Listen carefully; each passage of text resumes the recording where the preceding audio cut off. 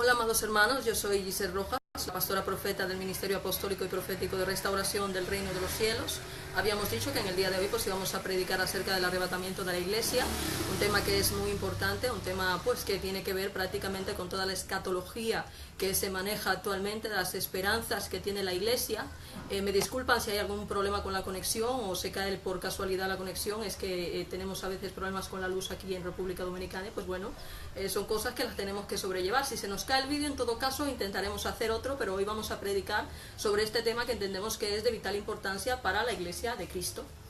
Vamos a utilizar base bíblica porque no es un estudio cualquiera, es un estudio que amerita de conocimiento, amerita de ciertos versículos bíblicos que hay que dominar para rebatir un poco las herejías que hay respecto a esto y también a dar un poco de luz respecto a de qué va la historia del arrebatamiento. Sabemos que el arrebatamiento como doctrina tiene la creencia de que Cristo, al venir a las personas que hayan estado viviendo en Cristo, que hayan llevado una vida piadosa, pues son gente que van a ser arrebatada en los cielos por el Señor.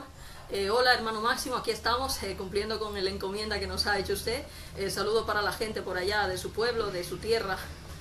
Seguimos con el tema, señores. El tema es importante, vamos a centrarnos. Es un tema que amerita que nos metamos en revelación profética y por eso es probable que en momentos dados pues me ponga un poco seria porque lo amerita. Entonces tenemos lo siguiente. La doctrina del arrebatamiento o rapto, como se entiende, que es una palabra que entiende que cuando Cristo venga en su gloria, en su segunda venida, vamos a ser arrebatados en los cielos para encontrarnos con Él en el aire, tiene base bíblica en 1 Tesalonicenses 4, que es más o menos el versículo utilizado junto a 1 Corintios 15, junto a otros versículos de Mateo 24, también tenemos base bíblica en Apocalipsis, pero no es la única posición, o sea, aparte de estas posiciones sobre el arrebatamiento hay varias que veremos en función del mileniarismo, que es una postura pues en función de la interpretación de Apocalipsis.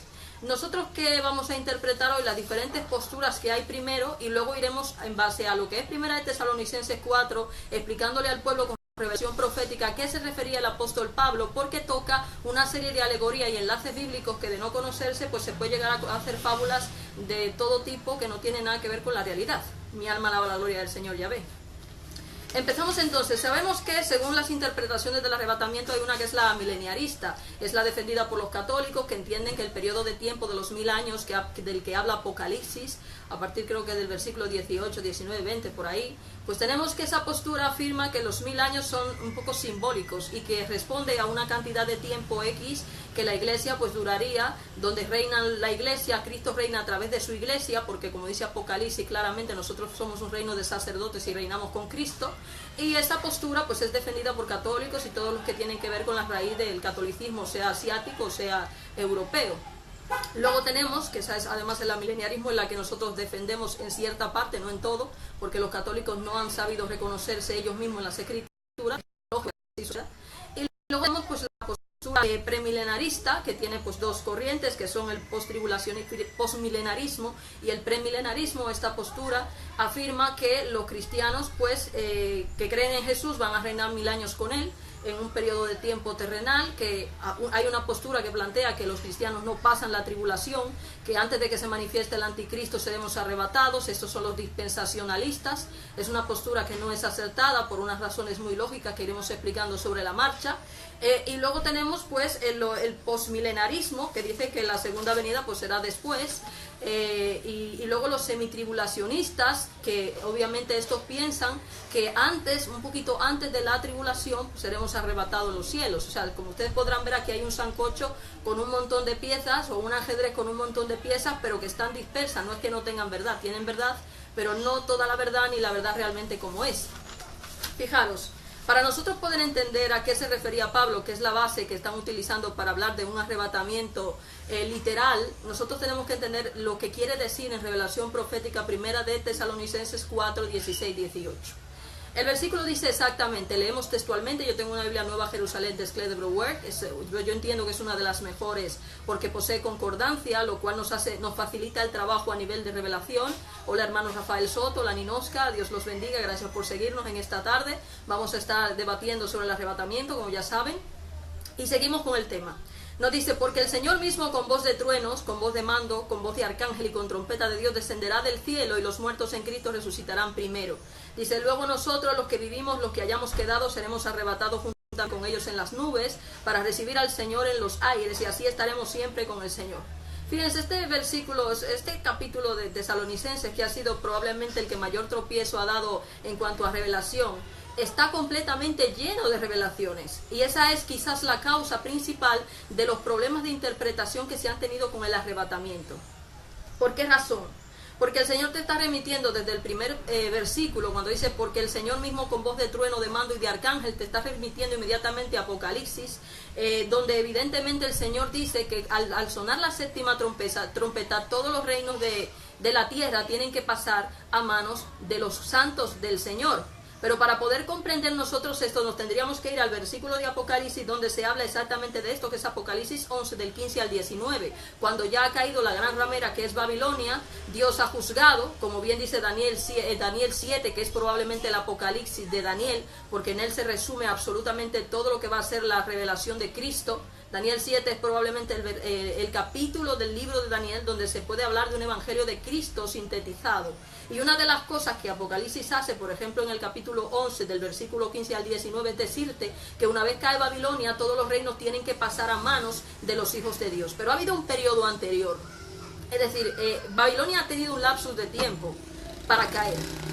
Nosotros entendemos que Babilonia es el sistema eclesiástico que iba a estar en el mundo, el sistema eclesiástico que Dios iba a permitir en el mundo a través de la iglesia apóstata, antes de que él, como pasó con David, le entregara el reino a sus santos.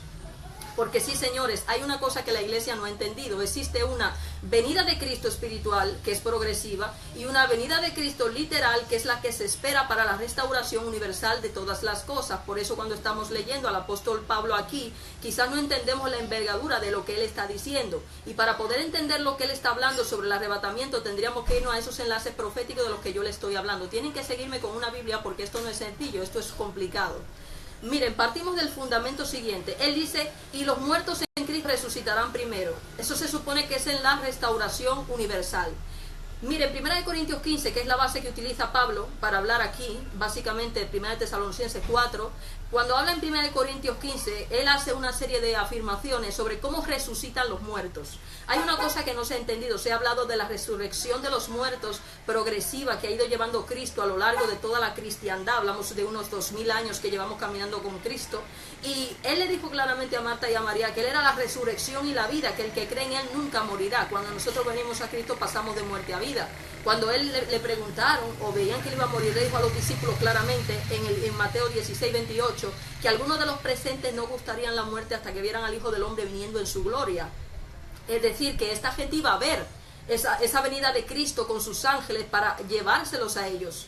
¿Cómo es posible esto si se los está diciendo en el siglo I? Porque Cristo está hablando de un arrebatamiento progresivo. Él le dice al creyente en Juan que el que cree en él, el Padre y él vendrán y harán morada con él. Es decir, que esa venida de Cristo progresiva que ha venido a lo largo de 2000 años, ha venido siendo una especie de arrebatamiento de tipo espiritual, porque toda esa gente que han creído en esos 2000 años han sido arrebatados por el Señor, han sido llevados por el Señor, porque han resucitado lavando su sangre en Cristo. Es decir, hablamos de lo que es el arrebatamiento progresivo que él ha llevado. Por eso en Lucas, en su capítulo 17, antes de que se hable en el 21 de lo que va a ser en los tiempos del fin, él te pone el ejemplo de Noé, de cómo en los tiempos de Noé iban a estar comiendo y bebiendo y dándose en casamiento. Te pone el ejemplo de Sodoma y Gomorra, cómo iban a estar comerciando. ¿Por qué? Y después te dice que unos serán llevados y unos serán dejados, porque sabemos que cuando Cristo está hablando de este rapto progresivo del que yo os hablo, de esta venida progresiva, las personas él se las iba a ir llevando en función de que permanecieran en Cristo o no permanecieran en el Espíritu de Dios. Entonces por eso él dice en Mateo 24, cuando habla de toda la escatología, que esa generación no pasaría sin que todo aquello de lo que él estaba hablando aconteciera, y la gente eso no lo entiende. ¿Por qué no lo entiende? Porque si tú ves 1 Corintios 15, cuando él está hablando de la forma en que resucitan los muertos, él habla de que se siembra en corrupción y se cosecha en incorrupción, y te da una lección sobre lo que es Adán, sobre lo que es el Génesis, sobre cómo nosotros íbamos a ir resucitando en Cristo. Pero ¿qué pasa? El mismo Pablo en 1 Corintios 15 te dice que la muerte, el aguijón de la muerte es la ley, y que gracias a Cristo nosotros íbamos a salir de ese aguijón, y gracias a Cristo podríamos librarnos de ese aguijón. Entonces, cuando Pablo está hablando en esta primera parte, te está remitiendo a la venida de Cristo progresiva, que es una venida espiritual, que la ha hecho durante estos 2000 años, en el que ha escogido a gente y se la ha llevado, y esa última manifestación de la que se hablaba cuando se hablaba de los dos ungidos que aparecieron junto a él, cuando él le dice claramente a ellos, maestro, y la restauración universal de todas las cosas que se habla en Hechos, en su capítulo 3, en el versículo 21, creo que en adelante, él les dice a ellos claramente que él va a ser retenido en los cielos hasta que venga el tiempo de la restauración universal de todas las cosas del que hablaron los profetas. Quiere decir esto entonces, hermanos, que aquí nosotros tenemos que tener claro que Cristo está tocando muchas revelaciones. El apóstol Pablo, el Espíritu Santo, está tocando a través de Pablo muchas revelaciones proféticas que de no dominarse podemos cometer errores doctrinales graves. Fíjense, cuando él sigue hablando, dice, luego nosotros los que vivamos, los que hayamos quedado, seremos arrebatados juntamente con ellos en las nubes para recibir al Señor en los aires. Te está remitiendo inmediatamente a Daniel 7. Si tú observas la explicación que el ángel le da a Daniel sobre ese Cristo que viene en las nubes, te vas a dar cuenta que no es literal, es una simbología, es una parábola. Él está diciendo que una vez el impío, como dice Apocalipsis 11, 15, 19, sea quitado de en medio, es decir, Babilonia sea quitada de en medio, los reinos de la tierra tienen que pasar a manos de los santos de Dios, porque entonces, como pasa en 1 Corintios 15, ya todos los reinos de la tierra habrán pasado, los enemigos de Cristo, que es el David espiritual, habrán pasado a estar por debajo de sus pies, y Dios tiene que venir a entregársele a él los reinos de la tierra. Entonces vemos que estas palabras de Pablo son prácticamente simbólicas. No estamos hablando de que vamos a volar por los aires, no estamos hablando de que es que la iglesia, tal como está, Dios sabía que gracias a la apostasía iba a estar en una condición totalmente terrenal. Al estar en una condición terrenal, era necesario lo que llamamos nosotros una restauración universal de todas las cosas de las que hablaron los profetas. ¿Y cuál es esa restauración universal? Si tú te das cuenta, todo el Apocalipsis habla de que una vez los cristianos se termina todo el padecimiento, toda la tribulación, tiene que venir una restauración, cielo nuevo y tierra nueva de la que hablaron los profetas. Ese cielo en la Biblia equivale al reino espiritual, y esa tierra es en la parte terrenal donde están las personas. Como la iglesia iba a estar en una condición terrenal, esto iba a provocar que ellos no conocieran realmente a Dios, y el reino de Dios, el templo de Dios real, estuviera en ruinas, como pasaba en la historia de Elías. Por eso se toma para la restauración universal la base del profeta Elías. Si ustedes se dan cuenta, mis hermanos, y ya vamos a entrar un poco en materia sin necesidad de utilizar directamente lo que hemos escrito, cuando Jesucristo viene en el primer siglo, Jesucristo viene a hacer una restauración universal, pero para Israel, porque Israel caminó 2000 años con Cristo, y esos 2000 años ellos esperaron un Mesías para restaurar todas las cosas, para el pacto de la ley. Pero todo aquello era símbolo y figura de lo que iba a ser el caminar de la iglesia con Jesucristo en el futuro. Entonces, cuando Cristo viene, si ustedes se dan cuenta, las alegorías de los profetas, por ejemplo de Ezequiel, cuando se habla que los muertos resucitan, los muertos resucitaron cuando Cristo vino. Todas esas manifestaciones de la restauración universal se dieron en Cristo, pero para Israel, para Jerusalén, para sentar las bases de lo que iba a ser la restauración universal en la venida de ahora que estamos viviendo los gentiles. Entonces, ¿qué es lo que se está esperando ahora mismo? Un arrebatamiento similar al que hizo Cristo en el siglo I, pero a nivel mundial. ¿Por qué? Porque Cristo ha ido llevándose del mundo, gracias al Evangelio de Cristo, al Evangelio de las Escrituras, a todas las personas que eran de ser salvas y las que no se han ido perdiendo. Ahora bien, Él ha ido resucitando a esa gente a nivel espiritual, pero ahora Él tiene que volver en la segunda venida para restaurarlo todo, el templo caído de David, y darle el reino a los ungidos, como bien establece Daniel, como bien establece Apocalipsis 11 a partir del 15, en el que Dios tiene que pasar los reinos de la tierra a sus santos. ¿Para qué? Para que la iglesia, ese sistema engañoso, ese sistema de Babilonia, del que Él dice salgan de ella para que no les alcance sus plagas, termine y la gente deje de estar muerta espiritualmente, porque lo que hay ahora mismo es una mortandad espiritual.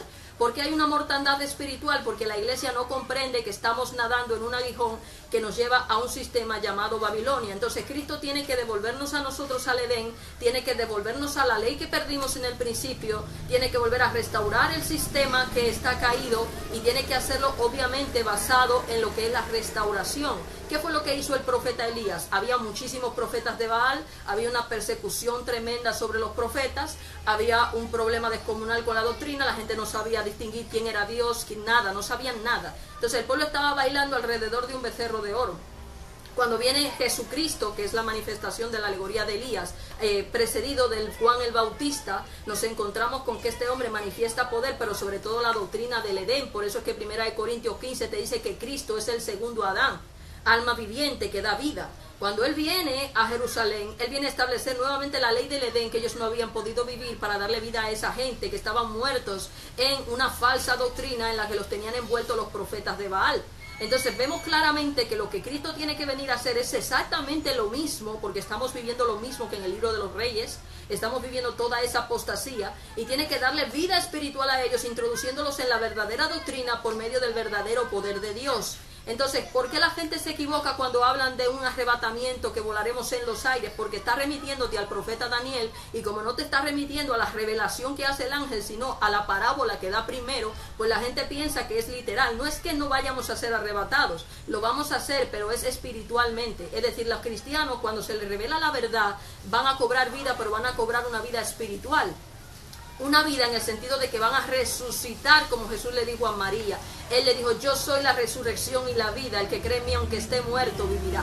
Es decir, que nosotros cuando vayamos a estudiar las escrituras, por ejemplo, en esas posturas que hay sobre el milenarismo, sobre el posmilenarismo, mira, hay un berenjenal tremendo, porque no se entiende que cuando se habla del milenio, por ejemplo, que es una revelación que el ministerio ya dio hace unos años, si ustedes se dan cuenta, el que ata al hombre fuerte es Cristo. Cristo dice que ninguno puede saquear los bienes de un hombre fuerte si primero no le ata. Él te está indicando a ti que ese hombre que ha atado al diablo para poder saquearle las almas durante todos esos 2000 años que nosotros vamos a caminar con Cristo, obviamente es Jesucristo. Ahora bien, ¿qué pasa? Tenemos un inconveniente. El testimonio de Jesús, que es el espíritu de la profecía, está también en revelación. Cristo, lo que vivió en esos 3 años y medio que tuvo de ministerio, es exactamente lo que íbamos a vivir los cristianos, estos 3 años y medio, 3 tiempos y medio de cristiandad, en el cual Satanás nos iba a estar matando a nosotros prácticamente, pero a la vez nos iba a ir vivificando el Señor por medio de los procesos de prueba, a través de su Santo Espíritu. Escúchenme, señores, que siempre tiene que venir el diablo a hacer sus intentonas y a intentar que pues las cosas no se puedan hacer como se tienen que hacer. No escuchen la música de fondo, solo escuchen mis palabras. Entonces, hemos dicho que el arrebatamiento que se espera es una restauración de carácter universal, en el cual Dios va a restaurar todas las cosas. Las escrituras tienen que ser restauradas. El aguijón, el poder del aguijón está en la ley. La ley, hemos dicho que nosotros hemos recibido un poder engañoso de parte de Dios para probar al mundo entero, y que ese poder engañoso es lo que ha erigido a Babilonia, ese árbol de Nabucodonosor, sobre el que se han resguardado todas las aves del cielo, que son las naciones de la tierra. Pero ahora se espera, según lo que establece Apocalipsis, que debe caer el sistema y debe restaurarse todo para que podamos estar trabajando en lo que va a ser la restauración universal de todas las cosas, donde la iglesia pasará de vivir en lo terrenal a lo espiritual, que es lo que se espera, que es lo que hizo Cristo. Mi alma alaba la gloria de Dios. Entonces, amados hermanos, vemos que el arrebatamiento como tal, lo que ha habido es una mala interpretación de las escrituras, de las alegorías bíblicas. Hemos establecido y hemos explicado que para poder entrar en materia tendríamos que recorrer toda la Biblia, porque cada versículo bíblico es un mundo. Pero lo que yo quiero que la gente tenga en cuenta hoy, que el arrebatamiento no es algo literal. El arrebatamiento es algo de carácter espiritual. Hemos tenido 12 venidas de Cristo, una a nivel espiritual con el Espíritu Santo, que se ha ido llevando a todos los creyentes que han creído durante 2017 años que llevamos caminando. Una venida que es de carácter literal, que va a ser cuando Él venga a restaurarlo todo, porque Él debe ser retenido en los cielos hasta que llegue el momento de la restauración universal de todas las cosas, y que eso que se dio en Palestina en el siglo I, donde hasta los muertos resucitaron, como pasó con Jesucristo, ahora acontezca gracias a la doctrina verdadera que tiene que traer el ungido. Ahora bien, yo soy partidaria de las teorías de Arrio, a pesar de que Arrio pues, fue un hombre declarado 2 veces herejes en concilios católicos. Hay que reconocer que las posturas de Arrio respecto a Cristo fueron reales, y de eso vamos a hablar en unos temas posteriores, porque la gente no entiende que la Iglesia Católica tenía mucho interés en hacer que Arrio apareciera como un impío y que Cristo apareciera como Dios, pero Cristo era un hombre que Dios usó, al cual pudo permanecer en el Espíritu Santo para poder llevar a cabo la obra que Israel no había podido llevar a cabo porque ninguno había podido permanecer en el Espíritu Santo. Ahora bien, nosotros vamos a explicar esto. Se supone que en la segunda manifestación del Cristo tiene que venir a manifestarse otra vez el Espíritu Santo en otra persona para poder permanecer el Espíritu en esa persona y volver a traer la doctrina de verdad que guía a la iglesia a lo que es espiritual. Hola William Scan, gracias por estar por ahí, saludo ahí en Estados Unidos, que Dios te bendiga. Entonces tiene que permanecer, tiene que cambiarse la doctrina. Tenemos que haber cielo nuevo y tierra nueva, donde reine la justicia de Dios. El apóstol Pablo lo dice, los cielos tienen que ser deshechos. Él se refiere a lo que es, lo que nos ha dado este sistema de Babilonia a nosotros completo. Ha sido las escrituras. Entonces esas escrituras tienen que cambiar, tiene que sacarse el aguijón, tiene que cortarse el árbol, como te dice Daniel 4, para que ahora se pueda establecer el árbol de vida, que es el árbol de Cristo, en ese Edén espiritual de que hemos estado hablando. Hermanos, la tribulación, la gran tribulación, yo lo he explicado de mil maneras, la hemos estado viviendo los creyentes desde que Cristo se fue. El mismo apóstol Juan, cuando te habla en Apocalipsis, te dice que él es compañero de la tribulación de los santos. Nuestras tribulaciones, ¿de dónde han venido? De ese sistema babilónico establecido por Dios para perseguir a todos los que permanecieran en el Espíritu Santo, los que permanecieran en la doctrina verdadera de Jesucristo. La Biblia ha sufrido muchas tergiversaciones a manos de la Iglesia Católica, porque había mucho interés en que no había comprensión. El mismo Jerónimo lo dice, no comprendían por qué habían tantas contradicciones entre la doctrina de Jesucristo y la doctrina de Pablo, y ellos mismos hicieron que ese misterio de iniquidad se fraguara más profundamente de lo que quizás se debía hacer. Entonces nosotros tenemos que entender que no podemos creer que Dios todo lo que hizo solamente lo hizo para Israel. Lo que Dios hizo en Israel fue solamente el mapa para lo que Él iba a hacer a nivel mundial a través de Jesucristo. Entonces ahora lo que tenemos que esperar nosotros, después de haberse cumplido todo, después de haber sido llevado Cristo muchísima gente, en las cuales si ustedes analizan Lucas 21, por ejemplo, se dan cuenta que se te habla de la abominación de la desolación cuando Tito entra en Jerusalén, como vimos en el estudio del Anticristo. Cuando Tito entra, que es uno de los emperadores romanos de la dinastía Vespasiana, habían caído 5 de la dinastía Julio-Claudia, habíamos dicho que los que destacaban eran Nerón y Calígula, y que esos eran las bestias de las que él estaba hablando, porque si ustedes prefiguran a Juan nos está anclando a nosotros a Roma para que entendamos que esas abominaciones que siguen ahí, que son emperadores de Roma, pues no han caído, ellos siguen siendo reyes, pero el sistema de Babilonia como tal tiene que caer. Tiene que caer porque para lo que Dios lo estableció a través de las cartas de Pablo, ya cumplió su cometido. Todas las profecías han sido cumplidas. Ahora lo que esperamos es la restauración universal de todas las cosas de las que habló el profeta, o sea, de las que hablaron los profetas. Babilonia tiene que caer. Los santos en Apocalipsis te dicen, ¿hasta cuándo tendremos que padecer la injusticia en la tierra a causa de Babilonia?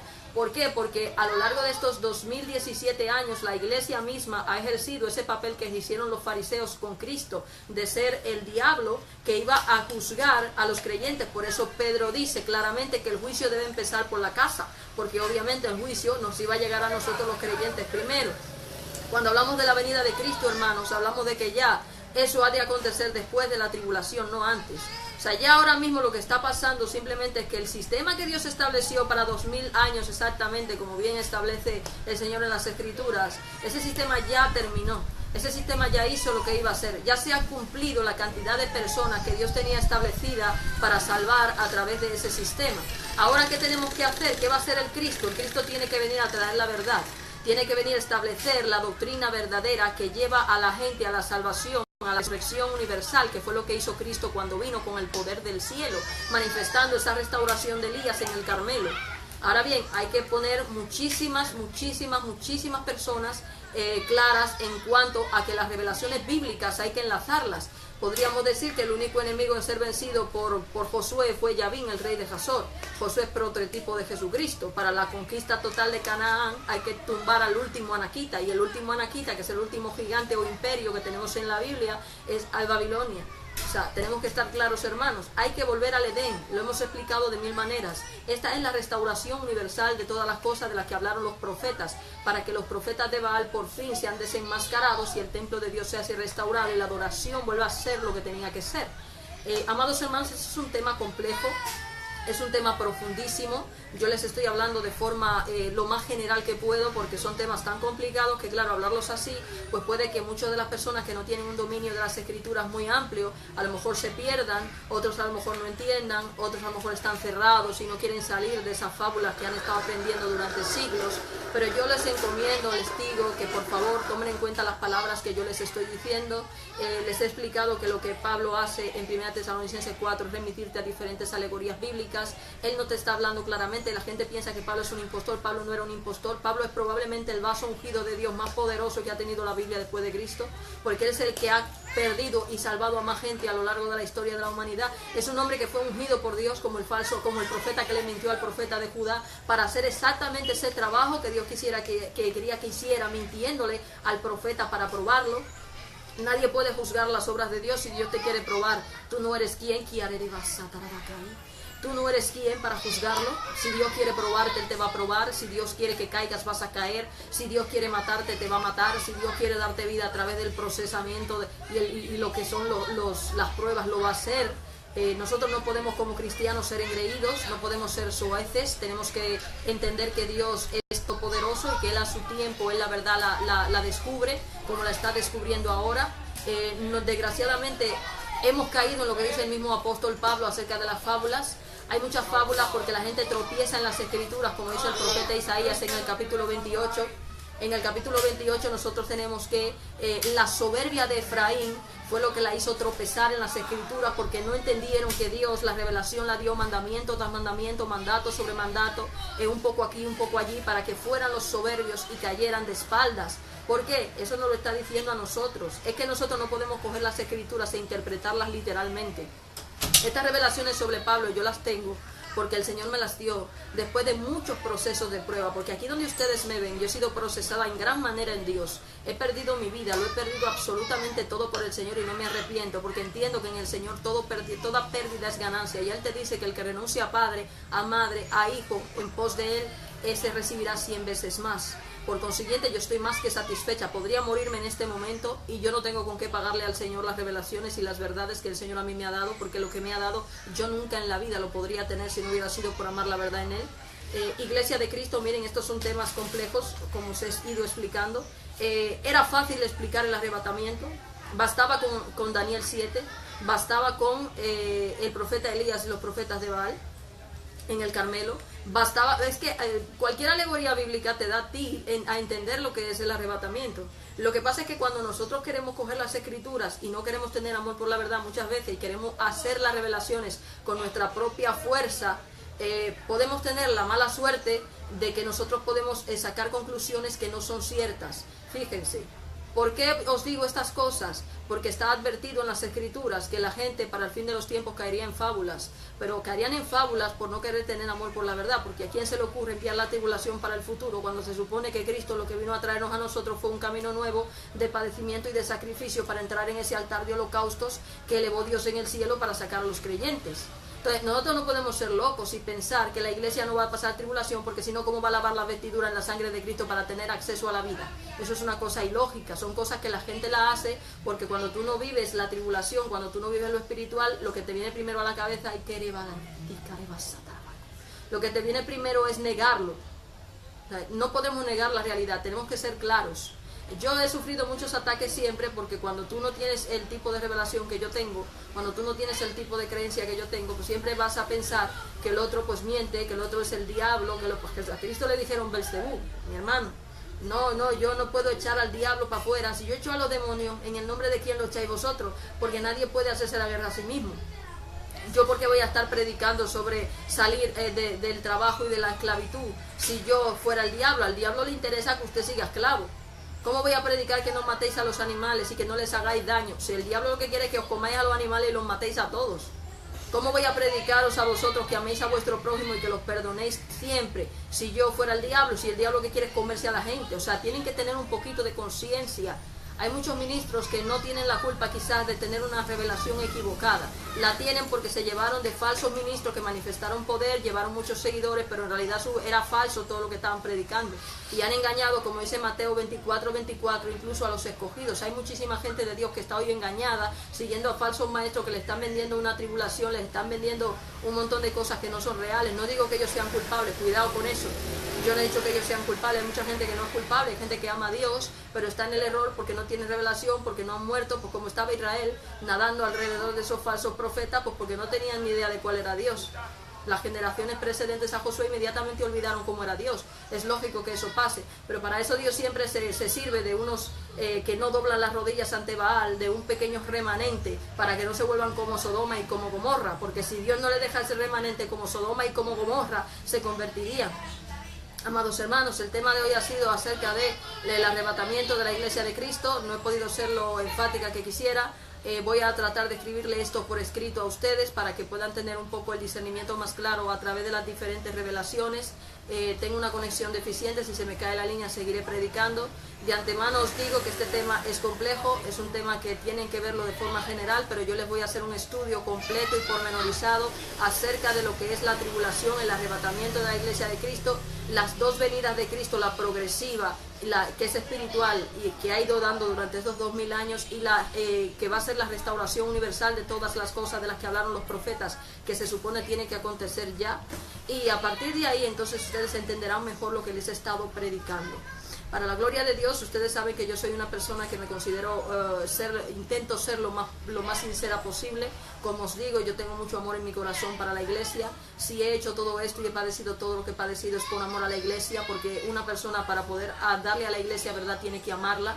O sea, mucha gente no ha podido darle verdad a la iglesia porque se ha amado más a sí mismo que a la misma iglesia. No hago esto para avergonzar a los ministros, como muchos creen. No los hago para que piensen que yo estoy haciéndoles daño. No, es todo lo contrario. Si les predico esto es para que ustedes entiendan que todavía hay profetas. Hay gente que cree que el don profético es algo que ya no es exclusivo. No, perdone usted. Lo que vivió Israel es una cosa que nosotros íbamos a vivirlo a nivel mundial. Y hoy es muy poca la gente que ha permanecido en el Espíritu Santo. Y por no haber permanecido en el Espíritu Santo, Dios ha tenido que levantar profetas para hablarle la verdad, porque si no aquí esto fuera peor que Sodoma y Gomorra, como bien os había dicho, porque nadie está dispuesto a predicar lo que uno predica. Yo, para la gloria de Dios, no estoy aquí por mi propia cuenta. Lo que cuento, lo cuento porque Dios me ha dicho que lo cuente, que lo hable. Yo hablo con el Señor, tengo una comunión con Él desde hace mucho tiempo. No creo en las personas que llaman locos a los que hablan con Dios. Creo que esa gente es terrenal. Es tiempo que la iglesia suelte la tierra. Es eso lo que Dios busca, que la iglesia suelte la tierra donde está anclada, para que la iglesia, cuando entre al descanso divino, cuando entre a la resurrección espiritual que Dios busca, entonces pueda de alguna manera, acceder a la revelación de su gracia. Miren, todos esos temas de los 42 meses, de la cifra de 666, que yo tengo estudios ya hechos sobre eso, os los pasaré poco a poco para que entendáis que hay cosas de la Biblia que no se pueden entender sin revelación profética. ¿Por qué? Porque eso es lo que ha dado paso a todas esas fábulas que está la gente viviendo hoy. Yo les digo, hermanos, si usted no tiene sabiduría, si usted no cree en mi palabra, órele al Señor, Yahvé Todopoderoso. Yo soy una persona que confío en Dios, confío en su revelación. Sé que el diablo anda hablando un montón de cosas, siempre le gusta desacreditar a los verdaderos profetas. A él mueve a toda la gente en el mundo que él puede. Para el diablo, mover a una persona que es un instrumento suyo le es nada. Por eso él blasfema y muchas veces no se cree en los profetas, porque la gente no entiende que el diablo mora en las personas, y por eso muchas veces la verdad es difamada. Órenle al Señor, órenle al Espíritu Santo, porque si mi palabra, la palabra que yo les doy, no tiene cabida en ustedes, entonces quien me ha enviado está mintiendo, no me ha enviado Dios. Pero si la palabra que yo les digo llega a su corazón y ustedes la entienden y ustedes la pueden discernir, entonces Dios sí me ha enviado. Porque dice la palabra que cuando una palabra viene de parte de Dios, esa palabra no retorna vacía. Órenle al Señor, pídale discernimiento, porque son tiempos difíciles, son tiempos complicados. Esta ha sido la predicación que he podido hacer en este día. No ha sido todo lo profunda que hubiera querido. Como os digo, voy a dejar un estudio bíblico acerca del arrebatamiento de la iglesia. Y sepan que les puede pasar a ustedes igual que le pasó a los judíos en el tiempo de Cristo, que estaban esperando algo de Cristo que no pudieron ver, porque lo que se esperaba de Cristo en realidad era de carácter espiritual y ellos lo vieron de manera terrenal. Que no les pase a ustedes, aprendan a leer las señales de los tiempos y a ver quién les habla, porque de lo contrario pueden padecer los mismos problemas que padeció el pueblo de Israel y por tontos pues perderse. Entonces, mis amados hermanos, yo soy, como os dije, Giselle Rojas. En lo sucesivo seguiremos haciendo vídeos. Intentaremos que sean de doctrina, porque es lo que realmente importa en estos tiempos, más que cualquier otra cosa. También hablaremos de otras revelaciones proféticas que no tienen que ver con escatología. Seguiremos en la serie del Anticristo, el 666, el arrebatamiento. Y como vuelvo y os repito, esta es una buena tarde, es un buen momento para escudriñar las Escrituras. Que Dios me los bendiga en gran manera. Gracias por haberme prestado atención las personas que lo han hecho. Espero que el Espíritu Santo haga el trabajo en ustedes. Y bueno, pues que pasen pues una buena tarde. Yo les dejo con la venia del Señor. Y bueno, que tengan un buen día. En el nombre de Jesús.